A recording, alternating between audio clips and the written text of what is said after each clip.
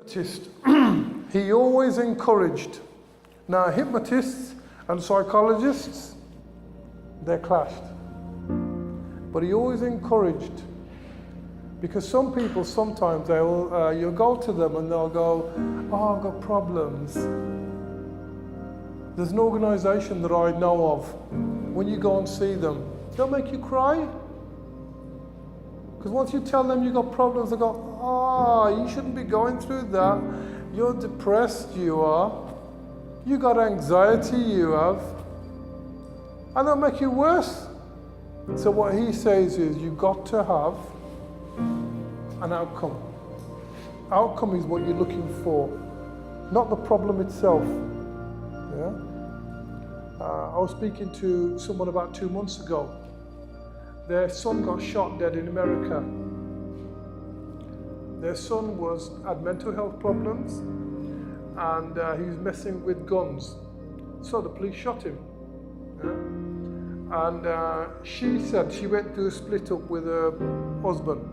She said she was stuck. She was crying for 4 hours. We were looking after her. She said 4 hours she was crying for. 4 hours. And my friend was talking to her and I was talking to her. And she was stuck. And she kept saying to herself and to us, "I could have done more. I could have done more. I could have spoken to him. I could have kept him with me. Like after the split up, I could have done more." There's a lot. She's going and beating herself up on what she could have done. I could have done more. So she's stuck in that state. Have you been there? Have you been there before? I could have done more. Yeah? You say that, don't you? Don't we say that sometimes? I could have done more. Only if I could have done more. Yeah? I've said it to myself. My mum passed away about 10 years ago, and I went to... my dad said we don't want to go and see her on the Friday when she's going to hospital in Coventry. She didn't come out of the operation. So for me, I felt I could have done more. Yeah? So sometimes you get stuck there. What you have to realize is the past is the past. Yeah? You also have to say to yourself, look, I unconditionally love myself and I forgive myself. You have to forgive yourself. You could have, you could have, yeah? Are you following what I'm trying to say to you? What we're talking about is getting to our outcome. And the outcome is moving forwards. We live in the present. Okay, so if you don't know your outcome, you're lost. That's why I've said to you earlier on, now we're going to go through, we talked about some outcomes with you, but some of them were a bit vague. I couldn't see clearly through them. Yeah? We have to make them clear. That's why I said decide today. Decide today.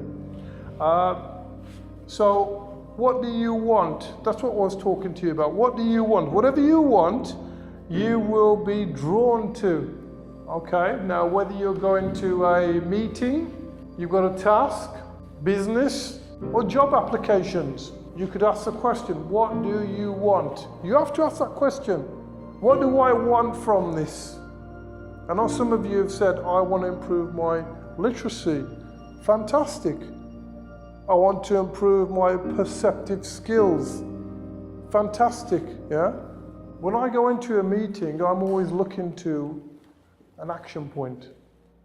Because sometimes the meeting, they'll talk about this. Okay, what are you going to do about it then? Have you ever spoken to someone that talk about something for so long, but they're not going to do nothing about it, but they talk about it and tell you all about it, but they don't want to do anything about it? So what are you going to do about it? When you go on a counselling session and you're with a client sometimes, you only fire 1 or 2 questions. And one of them is, where are you going from here? What are you going to do about it? What do you want from the meeting? What do you want from the task? What do you want from the business, if it's business? Now, when you ask yourself, what do I want, it redirects your focus. Because you could be focusing on something else. If you go into a meeting and you're working in the care system and they're moaning about this, if they're having a moaning session, what do you want? Husband comes home. This ain't done, that ain't done. What do you want? Yeah? What do you want? What do you want me to do? What do you want? I want a cup of tea. Oh, he's moaning about this. He's noticed the food isn't on. So he sees there's no food, so he's going. Oh, you see his eyes rolling backwards and forwards. Yeah? Yeah? And he says, what? He goes, what? And you go, oh, what do you want? Yeah. And you go, so what do you want? Oh, you didn't realise I put your food out. It's on the side over there. And he goes, oh, thank you. Yeah.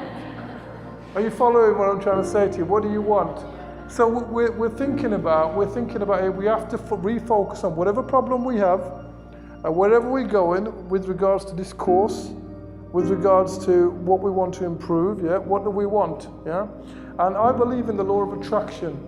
That means if you focus on something so much enough and you write it down, when you write it down, something happens. Yeah. With the unconscious, not conscious, but your unconscious. So your brain starts to say, right, I'm drawn to that now. How it's going to happen, you don't know, but it's going to happen. Some of you are now focused on learning. So some of you are looking for that. The bigger picture is a job role. So somehow you have to revisit learning and improve to go there. So it's about thinking about what you want. Okay, your outcome here, now this here is very important here. Your outcome, when visualized, visually. We had someone on the last course that they said they saw themselves working as a director. Visualization process. They saw themselves working for a big company, big bright picture, very bright, very clear. They saw themselves teaching 30, 40 students.